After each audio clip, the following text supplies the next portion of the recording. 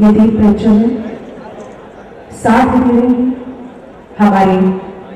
बीच में उपस्थित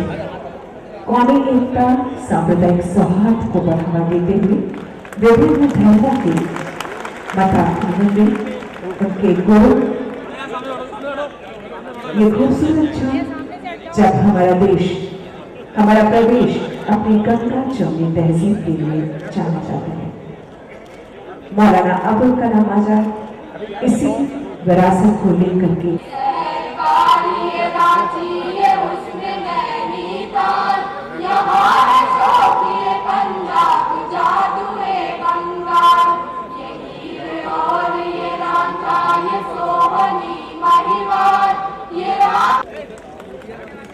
और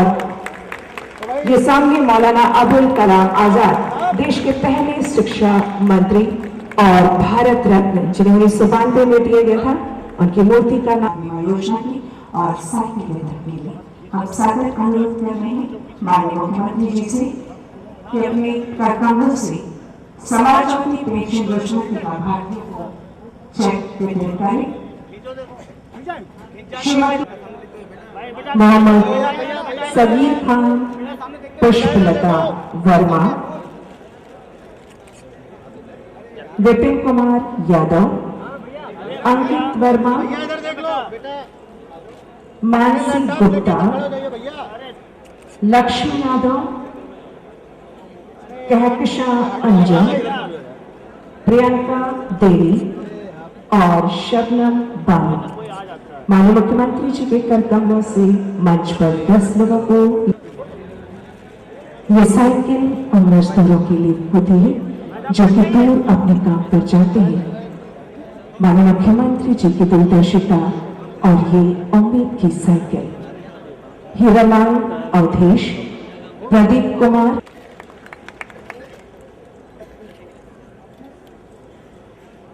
साहब के नाम मेडिकल कॉलेज, पता नहीं आप बाप बेटों ने क्या तय किया है, हो सकता है कभी मेरे नाम भी कुछ आप सोच लें। बहुत बहुत धन्यवाद। मेरा अनुरोध है माननीय अखिलेश यादव जी से कि कृपया आशीर्वाद दें, ब्लेस करें और हम लोग के दुख दर्द में शरीक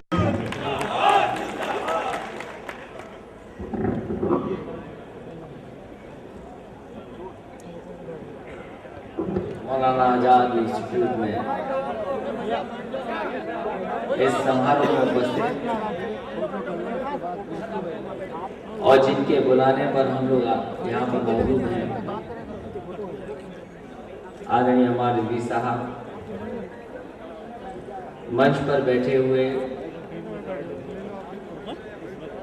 और जिनके बारे में मैं समझता हूँ जब कभी मिले उनसे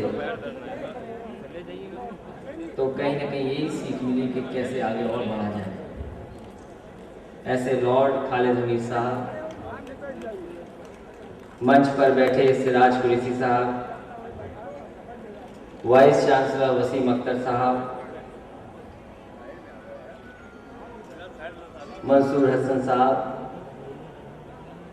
और बहुत सारे मैं समझता हूँ सभी प्रतिष्ठित सम्मानित कई लोग हैं, वाइस चांसलर साहब हैं, पद्मश्री लोग भी हैं और मैं कह सकता हूँ कि लखनऊ के बहुत सम्मानित लोग भी मंच पे बैठे हैं। सभी सम्मानित महानुभाव, हमारी पार्टी के नेता, यहाँ से विधायक मंत्री नरेंद्र वर्मा जी, मंत्री रामपाल राजवंशी जी, फरीद अहमद महफूज कुतुबी साहब, अनूप गुप्ता जी, झीन बाबू जी, रामपाल यादव, मनीष रावत, राधेश्याम जायसवाल, समीम कौसर, अध्यक्ष पार्टी के, आनंद भदौरिया, कुलदीप सिंह, नौजवान नेता दिग्विजय सिंह, श्रीमती गीता सिंह जी और पार्टी के सभी नेता, इस इंस्टीट्यूट में उपस्थित सभी शिक्षकगण, यहाँ के प्रधानाचार्य अंसारी साहब, बड़ी संख्या में उपस्थित छात्र छात्राएं, सभी सरकार के अधिकारीगण और पत्रकार साथियों, मैं सबसे पहले अम्बार रिजवी साहब का बहुत बहुत धन्यवाद और आभार प्रकट करूंगा कि उन्होंने अपनी संस्था में बुलाने का काम किया। और मैं जानता हूं कि कई बार जब भी आपसे बातचीत हुई है, इस बात को आपने कहा कि एक बार महमूदाबाद जरूर आपको चलना है, और वो दिन आज वो मौका हम लोगों को मिला है। जिस तरीके से आपने संस्था शुरू की है